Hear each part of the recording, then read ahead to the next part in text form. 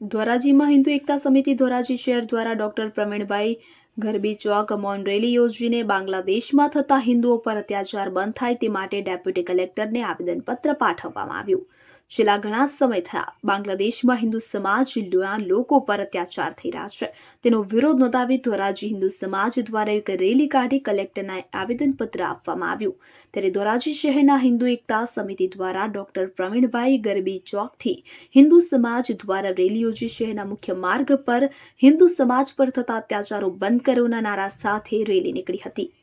આ રેલી મહેસૂલ કચેરી પહોંચતા આવેદનપત્ર સંબોધી અપાયેલા આવેદનપત્રમાં જણાવેલ કે બાંગ્લાદેશમાં શેખ હસીના સરકારને અલોકતાંત્રિક રીતે બરખાસ્ત કર્યા પછી હિન્દુ પરના અત્યાચારોમાં ભારે વધારો થયો છે। તાત્કાલિક બંધ કરવા ઉપરાંત ચિન્મય કૃષ્ણદાસજી સંતને જેલમાંથી મુક્ત કરવા, પીડિતોને ન્યાય આપવો, હિન્દુ ધાર્મિક સ્થાનોની સુરક્ષા વધારવી, હિન્દુ મહિલાઓને રક્ષણ આપવું, બાંગ્લાદેશ સાથે વ્યાપારી સંબંધ અટકાવવા, યુએનમાં હિન્દુ પર થતી હિંસાનો મુદ્દો ઉઠાવવો સહિતની માંગણી કરવામાં આવે।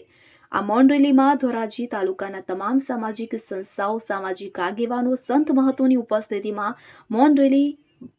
યોજવામાં આવી હતી અને જે બાંગ્લાદેશમાં હિન્દુઓ પર જે અત્યાચારો થઈ રહ્યા છે તે નરેન્દ્રભાઈ મોદી તાત્કાલિક રોકે તેવી લોકો માંગ કરી રહ્યા છે। ભારત માતા કી જય, સનાતન ધર્મ કી જય। આજનો જે મૌન રેલી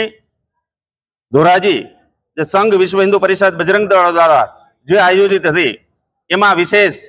જે બાંગ્લાદેશમાં જે ઘટના બની રહી છે એ નિમિત્તે આજનો જે કાર્યક્રમ એટલે કે આપણો પરિવાર, ભારતનો પરિવાર જે વિદેશોમાં બાંગ્લાદેશ સહિત અનેક દેશોમાં રહે છે, પણ અત્યારે જે બાંગ્લાદેશમાં જે પરિસ્થિતિ છે એ પરિસ્થિતિના નિવારણ માટે અમે સંતો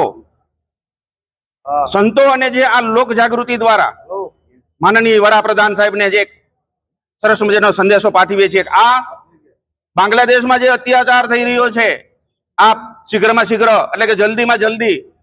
એ અત્યાચાર બંધ થાય એવી અમારી સંતો અને એક લોક જાગૃતિની માગણી છે। કેમ કે અહીંયા અમારા સંતો ઉપર ખૂબ અત્યાચાર અત્યારે અને ઘણા સંતોના તો મૃત્યુના પણ સમાચાર છે। તો આ ત્રાસને અને અમારા જે હિન્દુ ભાઈઓ જે ભારતના સંતાનો વિદેશોમાં રહ્યા છે એમને બચાવવા માટે કે એમના ઉપર જે ત્રાસ અમારી બેનો દીકરીઓ પર થઈ રહ્યો છે એમનું નિવારણ માટે આ વડાપ્રધાન સાહેબ જલ્દીમાં જલ્દી જે કાર્ય કરવામાં આવે એ અમારી માગણી છે। ભારત માતા કી જય। મને ઘનશ્યામ મહારાજ કી જય। વાલા ભક્તો, આજે વિશ્વ હિન્દુ પરિષદ કે આરએસએસ સંસ્થા જે કાંઈ આ કાર્યવાહી કરી રહી છે, સારા એ હિન્દુ સમાજની એકતા કરી રહી છે। જ્યારે આપણા હિન્દુઓને જ્યારે આ મુશ્કેલી આવી પડે છે ત્યારે કળિયુગમાં એમ કહેવત છે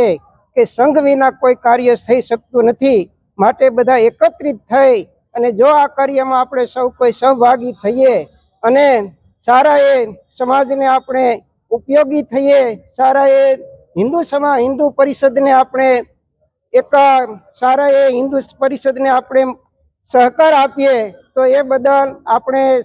સરકારશ્રીને પણ આવેદનપત્ર આપતા આપણી સૌ કોઈ સમક્ષ નજરમાં લેશે એવી રામ, શ્યામ અને ઘનશ્યામના ચરણમાં પ્રાર્થના કરી અને વિરમું છું।